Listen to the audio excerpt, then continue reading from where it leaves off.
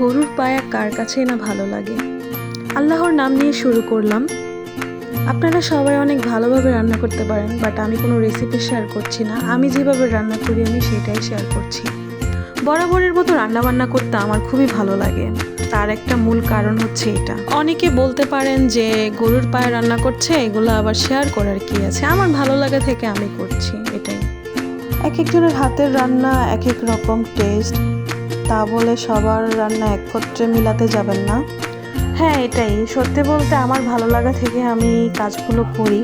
অনেক মেয়েদের কাছে রান্না মানে অনেক প্যারা, বাট আমার কাছে এইসব কিছুই না।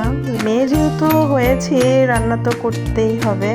আর নিত্যদিনের নতুন নতুন রান্নার রেসিপি শেয়ার করতে আমার খুবই ভালো লাগে। এটা হচ্ছে মূল বিষয়। আর হচ্ছে সিম্পল ওয়েতে রান্না করাটা আমার খুবই ভালো লাগে। তবে মাঝে সাঝে একটু মশলাদার খাবার খেতে কারই না কাছে ভালো লাগে বলেন। যদিও ভালো লাগা থেকে টুকিটাকি রেসিপি শেয়ার করি, যদিও সবার রান্নাবান্না এক না, তারপরেও কেউ খারাপ মন্তব্য করবেন না। দেখতে দেখতে আমার রান্নাটাও প্রায় হয়ে আসলো। মূলত এতটুকু সময়তে হয়নি, টানা 4 থেকে 5 ঘন্টা আমি জাল করেছি, তারপরে নেক্সট প্রসেসিং এসেছি। এটাই আর কিছু না। Thanks for watching.